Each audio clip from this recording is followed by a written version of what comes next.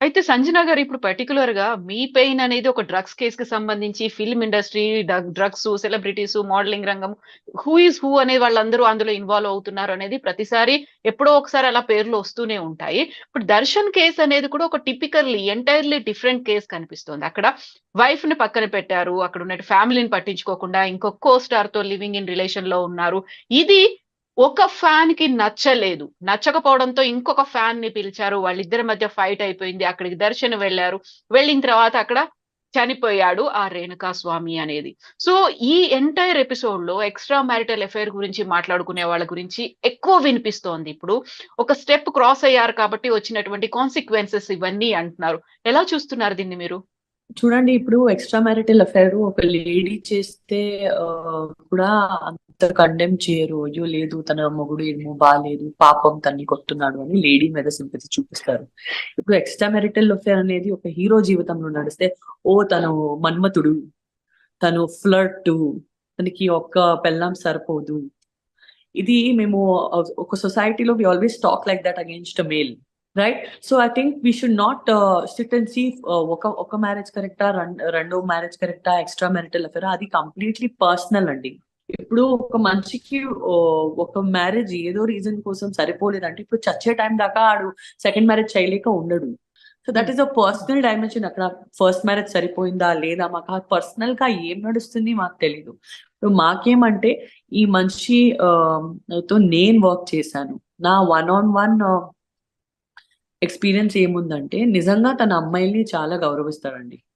నాకే సంజన అమ్మ అని పిలుస్తాడు. లేకపోతే హ్మ్. అమ్మ, నేను నాకు ఒక సీన్ ఇలా లిఫ్ట్ చేయాలి, నా స్కర్ట్ చిన్నది. అమ్మ చూడు, టెన్షన్ తీసుకోకు, నేను ఇట్లా పట్టేసి ఇట్లా నేను ఇస్తాను, నీ స్కర్ట్ చాలా నీట్ గా ఉంటుంది, ఏం టెన్షన్ పడకు. నేనే కొత్త ఆర్టిస్ట్ అప్పుడు, కొద్దిగా ఇట్లా పానిక్ లో ఉన్నాను, ఇంత పెద్ద స్టార్ తో చేస్తున్నానని. సో హ్మ్. ఒకటి మర్యాదగా మాట్లాడడం ఉండొచ్చు ఒక అమ్మాయితో. ఒకటి మనస్ఫూర్తిగా గౌరవించడము. మరి తిన్నావమ్మా, కాఫీ తాగావమ్మా, సంజనాని కూడా పిలవరు. హ్మ్. నేను ఇంకేంటి, ఆ మనిషికి 30 minutes కూడా తెలీదు. నాకు అమ్మ అమ్మ అని గౌరవిస్తూ ఫార్మల్ గా మాట్లాడి నీట్ గా షూటింగ్ చేసేసి ఇంటికి వెళ్ళిపోయేవాడు. హ్మ్. నాకు ఇప్పుడు నా కళ్ళు ముందు తెలిసిన వ్యక్తి నాకు తెలుసండి. ఇప్పుడు మీడియాలో ఏమవుతుందంటే, ఇప్పుడు జరిగింది ఇన్సిడెంట్ 100% జరిగిందే. ఇప్పుడు 13 జనాలు చేశారండి. ఇప్పుడు అక్కడ ఎవరు నిజంగా చెయ్యి తీసి కొట్టారు, ఎవరు నిజంగా మర్డర్ చేశారు, ఇది మేము ఇప్పుడే మీడియా ట్రయల్ చేసేసి కన్క్లూజన్ లో వెళ్ళకూడదు. హ్మ్. We have to respect the law and order. ఇంత కష్టపడుతున్నారు మా పోలీస్ వాడు. ఫస్ట్ ఆఫ్ ఆల్ మా ఇంట్లో మేము సేఫ్ గా కూర్చున్నామంటే దానికి ఒకటే కారణం మా పోలీస్ గారు. Right, the police in the country, the law and order in the country is very strong. వాళ్ళు ఛార్జ్ షీట్ పెట్టడానికి ఆపుదాం, చూద్దాం ఎవరికి ఏమైందో, ఎవరు ఏం చేశారో, ఎవరిది ఏం కాంట్రిబ్యూషన్ ఉన్నదో అని చూసేసి తర్వాత మేము ఒక జడ్జ్మెంట్ కి వెళ్ళాలి. ఇప్పుడే ఈడు ఇలాంటోడు, ఈడు అలాంటోడు, ఈడే చేశాడు, ఆ, ఈడే అహంకారంలో చేశాడు అని, we have no rights to kill the person with allegations. And allegations కూడా ఒక్కసారి రెండుసారి మేము ఆరోపణలు వింటే మాకు అది ఆరోపణలా ఉంటాయి. ఆరోపణలే మాకు మా చెవిలో 100 times 200 times మోగితే, ఒక మనిషి అది ఆరోపం ఆరోపం లేదు, ఈడే అపరాధి అని డిసైడ్ అయిపోతాడు. చూసావా ఏం చేశాడు దర్శన్, చూసారా చూసారా ఏం చేశాడు దర్శన్, నిజంగా ఎంత చేశాడు అని అనేది మేము ఇంకా చార్జ్ షీట్ అనేది కోసం వెయిట్ చేయాలి. అండ్ ముందుకు ఏమవుతుందో ముందుకు చూడాలి. సంజన గారు ఇక్కడ ఇంకొక కీలకమైనటువంటి అంశం, పవిత్ర గౌడని అబ్యూజివ్ లాంగ్వేజ్ తో వేధించారు, ట్రోల్ చేశారు, లేకుంటే అబ్సీన్ మెసేజెస్ తో పాటుగా ఫొటోస్ కూడా పంపించారు. తను పవిత్ర దర్శన్ కి చూపించింది, Darshan could not tolerate that, దాని వల్ల జరిగినటువంటిది ఇది అని. యూజువల్ గా వచ్చేటువంటి ట్రోల్స్, సోషల్ మీడియాలో వస్తున్నటువంటి అబ్యూజివ్ కామెంట్స్, వీటన్నిటిని ఎట్లా చూస్తున్నారు మీరు? బ్లాక్ అనే ఆప్షన్ ఉంది. హ్మ్. సో ఖచ్చితంగా ఫస్ట్ బ్లాక్ అనే ఆప్షన్ వాడతాను. నాతో ఇది ఒక ఇన్సిడెంట్ 1.5 year బ్యాక్ జరిగింది. 2.5 year back I was pregnant, 6-7 months pregnant.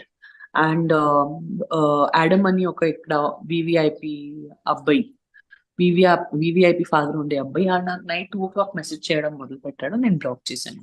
హ్మ్. మళ్ళీ ఇంకో నంబర్ నుంచి చేశాడు, ఆ ఇంకో నంబర్ కూడా బ్లాక్ చేశాను. మళ్ళీ పొద్దున్న నాకు మూడో నంబర్ చేశాడు.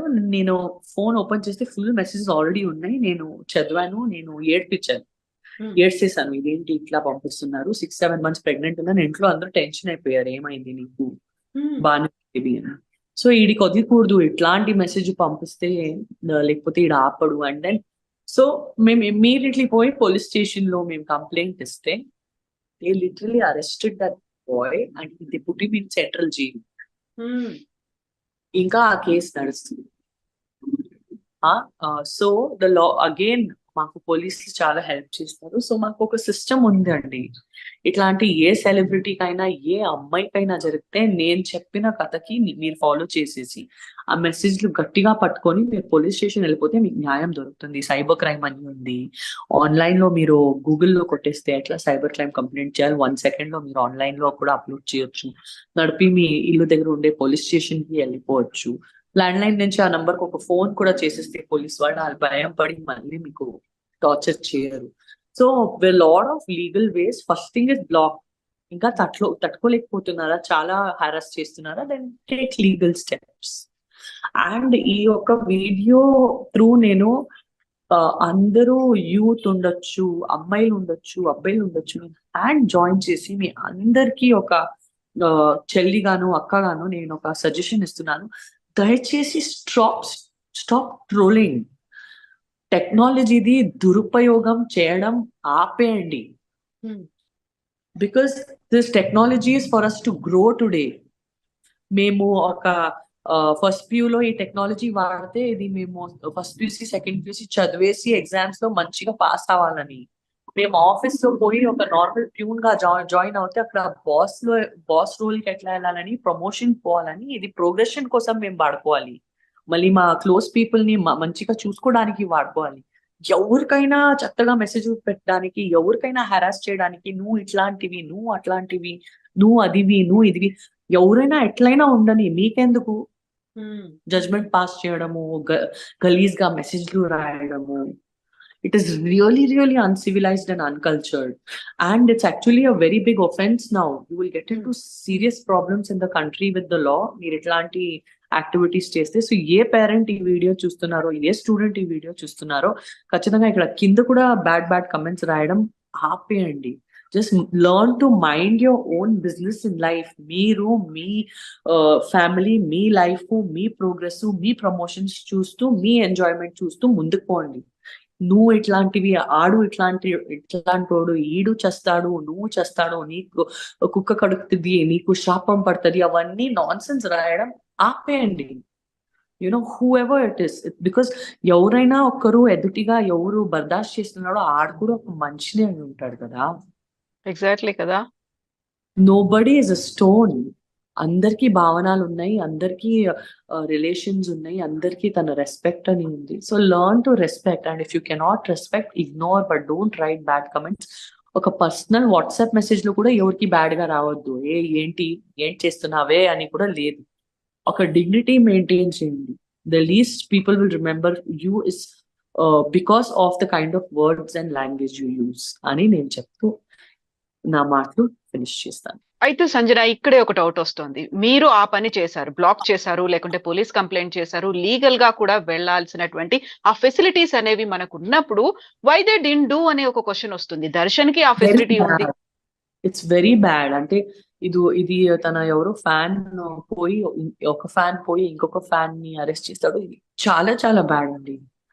అంటే ఐ డోంట్ హ్యావ్ వర్డ్స్. అంత షాక్ ఉంది నాకు. It's horrible. It's completely wrong and illegal. అవును, అదే టైం వాళ్ళు కూడా బ్లాక్ చేసి ఉండొచ్చు, పవిత్ర బ్లాక్ చేసి ఉండొచ్చు, లేకుంటే దర్శన్ పోలీస్ స్టేషన్ కి వెళ్ళి కంప్లైంట్ చేసి ఉండొచ్చు. అంతే చేయాల్సింది ఉండేది. ఇది ఏంటో చిన్న స్పార్క్ కూడా లేదు. ఇది పెద్ద చెట్టే అయిపోయింది. It's biggest problem of Kannada film industry today. Because Darshan గారు లాంటి పెద్ద హీరో, ఒక డెమిగాడ్ లాంటి ఫిగర్, ఇది ఇండస్ట్రీ కోసం ఒక చాలా ఇంపార్టెంట్ అయిన వ్యక్తి. తెలుగు ఇండస్ట్రీలో 20-25 పెద్ద హీరోలు ఉన్నారు. చిరంజీవి గారి ఫ్యామిలీ నుంచి 10 హీరోలు ఉన్నారు. But Kannada industry is not like that. We have 5 or 6 very well established artist, పెద్ద హీరోలని చెప్పగలితే. అందులో పునీత్ రాజ్ కుమార్ వెళ్ళిపోయారు, చాలా హిట్ అయింది ఇండస్ట్రీకి. దర్శన్ గారిది ఎంత డిస్టర్బెన్స్ నడుస్తుంది. ఆల్రెడీ పెద్ద మూవీస్ నడుస్తుంది దర్శన్ సార్ది. Industry is going to be very badly. అయితే సంజన, ఇప్పుడు మీరు ఒక మాట అన్నారు. ఇప్పుడు డ్రగ్స్ కేసులో నన్ను ఎలా అయితే ఇరికించే ప్రయత్నం చేస్తున్నారో, ఇప్పుడు దర్శన్ కేసులో కూడా అలాగే ప్రయత్నం చేయలేదు, నాకైతే చేసేసారు. చేసేసాను. 3 months మీరు జైల్లో చేసేసారు. ఉండొచ్చారు. 3 years తర్వాత నాకు న్యాయం దొరికింది. ఒక క్లీన్ చిట్ అనేది వచ్చింది అప్పుడు. ఫాల్స్ అని డిక్లేర్ అయింది. అంత హారెస్మెంట్ నేను టాలరేట్ చేశాను. అంత Exactly. లైఫ్ పాడుతారు. యా అయితే ఇప్పుడు దర్శన్ అరెస్ట్ తర్వాత బోల్డ్ అన్ని న్యూస్లు అయితే వినిపిస్తున్నాయి. అంతకు ముందు దర్శన్ ఆల్రెడీ ఫస్ట్ వైఫ్ ని హరాస్ చేశాడు కాబట్టి జైలుకి వచ్చాడు. ఇంతకు ముందు ఇలాంటి ఒక స్మూత్ గా ఉండేటువంటి ఆయనది కాదు లైఫ్ అనేది, కాంట్రవర్సీస్ చుట్టూ ఉంటాడు ఆయన చుట్టూ కాంట్రవర్సీస్ ఉంటాయి. ఇవన్నీ వినిపిస్తున్నాయి కదా. అట్లే ఉంటుందండి. ఇప్పుడు ఎవరైనా కొద్దిగా జారి పడితే అందరూ పాత రహస్యాలు తీస్తారు. మేము కూడా పోయి ఒక కళ్ళతో కొడతామని అందరూ వస్తారు. అదే కదా సమాజం అయితే. అని ఇట్లాంటోడే మళ్ళీ బయటికి వస్తే లేదు సార్ మీరే గెలుస్తారు. Yeah people are manipulative, that's the kind of society we live in. కానీ ఏంటి నిజమో ఏంటి అబద్ధాలో నాకు తెలీదు. నాకు రేణుకా స్వామికి అయితే ఎట్లయినా న్యాయం దొరకాలి అని ఉంది. They definitely deserve justice. And అది కాకుండా దర్శన్ సార్ ఎట్లా అయినా ఈ ఒక ప్రాబ్లం నుంచి మన కోసం, మా కన్నడ ఇండస్ట్రీ కుటుంబం ఒక వ్యక్తిగా ఖచ్చితంగా ఈ ప్రాబ్లం నుంచి ఎట్లయినా దేవుడు తనకి బయటకి తన ఇన్వాల్వ్మెంట్ ఎక్కువ ఉండకూడదు. ఇప్పుడు తను ఇందులో కూడా చెప్పారు, అంటే న్యూస్ లో చెప్పారు ఈ వర్షం ఎంతవరకు ఏం నిజం ఉంది అది వెరిఫై అవడానికి టైం పడుతుంది. దాట్ లేదు, నేను పిలిపించి మాట్లాడి తనకి బుద్ధి చెప్పాను, మళ్ళీ డబ్బు ఇచ్చాను, దర్శన్ గారి సెట్ డబ్బు ఇచ్చాను, పోయి ఏదైనా తినేసి ఇంటికి పోవని. తర్వాత నేను బయలుదేరాను. ఇదన్నీ మర్డర్ జరిగింది దాని తర్వాతనే, దానికంటే ముందు కాదు. నా కళ్ళు ముందు ఎవరిని కొట్టలేదు, నా కళ్ళు ముందు ఏమి మర్డర్ జరగలేదని ఇది దర్శన్ గారు ఇచ్చిన న్యూస్ లో స్టేట్మెంట్.